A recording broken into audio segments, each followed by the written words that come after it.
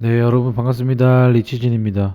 이제 오늘은 사실 서론이라기보다는 이제 오늘 날씨가 좀 많이 추워졌잖아요. 그래서 앞으로 출근하실 때나 뭐 어디 나가실 때나 패딩이나 혹은 집에 전기장판은 꼭 이제는 필수입니다. 안 그러면 감기 걸립니다. 네, 그렇기 때문에 그것만 좀 조심하시면 될 것 같고, 오늘은 이제 포스코 공급 계약 체결 소식에 상한가를 가게 된 이제 CR 홀딩스죠.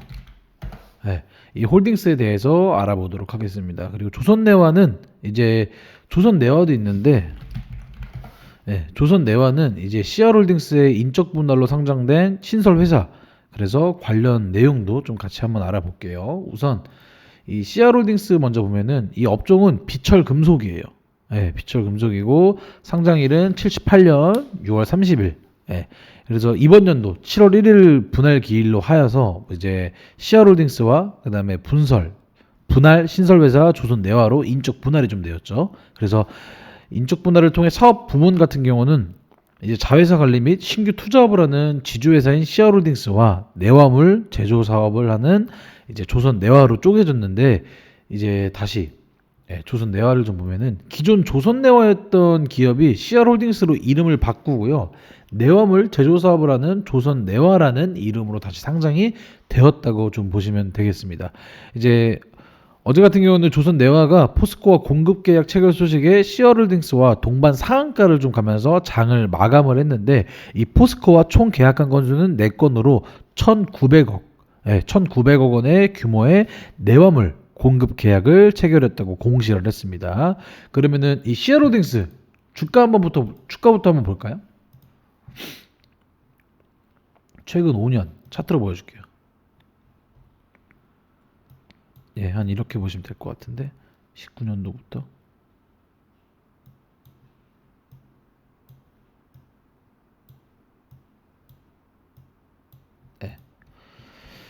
자, 보이시죠? 이제 5년 전 1만 원대였죠, 사실.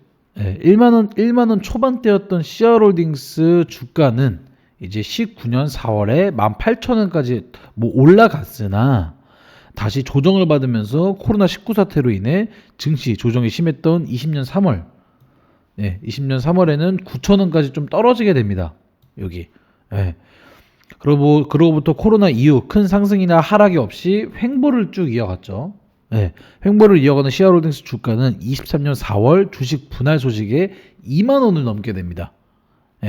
다시 약간의 조정을 받긴 했지만 이제 주식 분할로 인한 거래 정지 직전까지 CR홀딩스 주가는 3만 원까지 올라가는 뭐 그런 인적 분할 테마로 다시 한번 급등을 하게 되는데, 하지만 이제 여기 이거 보이는 것처럼 이제 거래 정지 이후에 거래가 재개되자마자 주가는 폭락하기 시작하면서 최근까지 CR홀딩스 주가는 5,000원대까지 하락을 했습니다. 지금은 그나마 좀 살짝 오르긴 했는데 다시.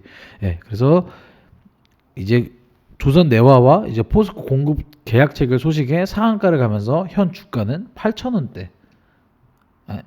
전일 대비 떨어졌구나. 어제는 8,000원, 전일 8,000원대, 이번엔 조금 떨어진 7,400원대로 되네요. 그리고 이제 조선내화 볼게요.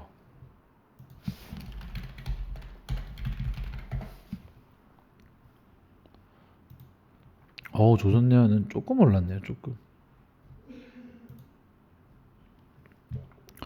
조선내화는 7월 인적 분할로 인해 상장한 조선내화 주가는 급등하면서 7만 원대까지 좀 올라갔었죠. 예? 7만 원대까지 올라갔었지만 최근까지 뭐 이렇다 할 반등 없이 계속해서 계단식으로 좀 하락을 하는 것을 알 수 있는데, 이제 1만 원 후반이었던 조선내화 주가는 금일 뭐 어제 포스코 공급 계약 체결 소식에 상한가를 가면서 현 주가는 2만 5천 원대 좀 머물러 있습니다. 그래서 인적 분할로 신설된 회사인 만큼 CR홀딩스 주가와 흐름이 유사하다고 좀 볼 수 있는데, 그렇다면 이제 CR홀딩스 실적을 한번 봐야겠죠. 그래서 다시 돌아와서 실적 분석을 보면은 일단 23년 같은 경우는 이제 내화물 제조업 매출의 비중 75%로 대부분을 차지하고 있고, 그리고 기계나 뭐 골프장 이런 업종을 포함하여 23년 총 반기 매출액은 3,900억 원입니다. 3,900억 원이에요. 그리고 제가 이미지를 좀 가져왔는데 이거를 좀 보시면은 도움이 되실 건데. 네. 자, 22년 6월 2천억이었던 매출액은 이제 22년 9월 1,800억 원까지 줄었으나 다시 2천억대까지 회복을 하면서 최근 분기인 23년 6월까지 비슷한 큰 폭이 없어요. 비슷한 금액들이 좀 나오고 있어요. 그래서 23년 누적 영업이익과 뭐 당기순이익은 각각 100억, 그다음에 99억 원으로 매출액은 전년 대비 줄었으나 흑자를 유지하고 있는 점은 좀 긍정적이라고 볼 수 있겠습니다. 그리고 또 두 번째로 보면은 이거예요. 18년도부터 22년까지. 자, 18년 7천 이제 거의 900억 원이죠. 예. 900억 원이었던 매출액은 점차 줄어들기 시작하면서 20년 7천억 초반까지 떨어지게 되지만 21년도 매출액이 다시 늘어나죠. 예, 늘어나기 시작하면서 22년 그 다음 연도 22년까지는 1980억 원으로 최근 5년 중 가장 높은 매출액을 기록을 했어요. 그래서 매출액은 가장 높지만 이제 영업이익과 당기순이익은 5년 전인 2018년에 가장 높다는 것을 좀 알 수 있는데 아무래도 이번 영업이익 감소의 원인 중 하나였던 원자재값 상승이 그 원인이지 않을까 좀 생각이 듭니다. 이해되셨죠?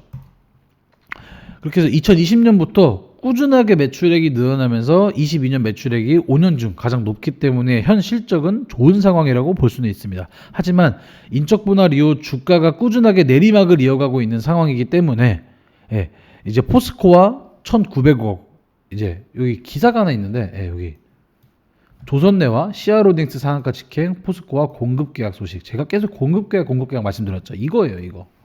이것 때문에 많이들 뜨고 있는 거거든요. 여기도 보면 이미지로 또 잘 나와 있어요. 기사도 보면은. 그래서 상한가를 기록한 만큼 당분간 이제 시아로딩스 주가 흐름은 좋지 않을까 좀 생각이 됩니다.